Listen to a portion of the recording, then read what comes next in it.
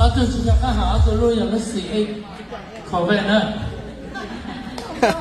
Only you introduce yourself or just remind everybody. Cũng có lúc cho lúc trong tổng bé. Thầy cũng có cái tổ có chỗ rượu hát. Nhớ rồi nè. Đó là tổng bé. Và mong thấy cái từ brother đây của ta cũng này chắc ám mò lúc ta lúc dù có rong thì chắc ám không được bé kể đến nó mà người ta như ít từ cái nhà phong gì lên nó này từ sáng giờ bé to đó chứ mà này mong chỉ mong này họ mò stroke thì nhà bây giờ ICU này tôi start để khám tu sang này sáng bữa bé xuất lại sai này ha em mà sai nữa cho cái lòng ăn cho mình thấu tập ăn của một chuyện tôi cho bạn học để mong bé họ trang lý xong họ tôi nói cái tôi bảo bố nhớ không bây giờ luôn xí xong.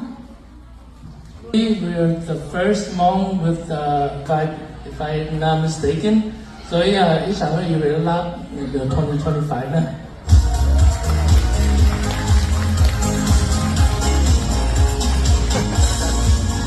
Okay, we are giáo gì hơn. We are Wisconsin Milwaukee. Ujalo C7. Nói là Blue C8, là cũng chỉ có C9 đó. Thì cũng có những bên đó hả? Chúng ta đang đi cho California home beer đó, mà ta đi chỉ kia đi cho thế. Rồi thì có cũng ya.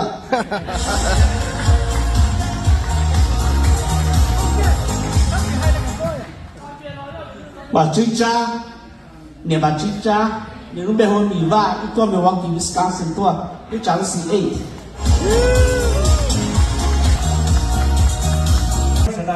We are paying for nhớ họ Madison Wisconsin tua. Cũng chuyên cho driver sao lúc phải chia khối lô nè. Nhớ trong này nó cũng như nè bây giờ bây hoa bây lòng câu hoa chua ya Go Packer Nation của nó cũng chỉ dâu trong nữa đó chưa nè dâu á.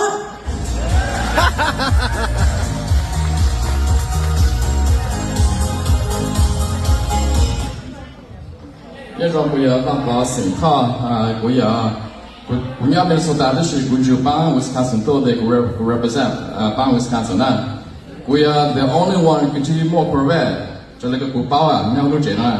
We are từ cái trang lúc Porsche 911 Turbo như sẽ chọn nè. Để ông chọn cho mình sau này từ cái mình chỉ một lúc sẽ level invite và giờ bố của tôn rồi mình hay rồi sẽ nè. Và giờ của tụi bố. nhớ trong chương trình thứ của bên của rồi phiếu lấy cái của tôi giờ hãy nhớ Minnesota để xem mấy trường cao Wisconsin tôi để trường bố sở lựa chọn nó ở tại Minnesota mấy chiếc tàu sáng lên cái đầu ý ha ở cho thằng cho chương trình thứ cái chuyện cái ý tôi cũng nghe hay ý chúng tôi cũng nghe là bên là mấy chuyện mua lúc sáng trở còn toàn giải ý ha. Thank you guys so much. Wisconsin.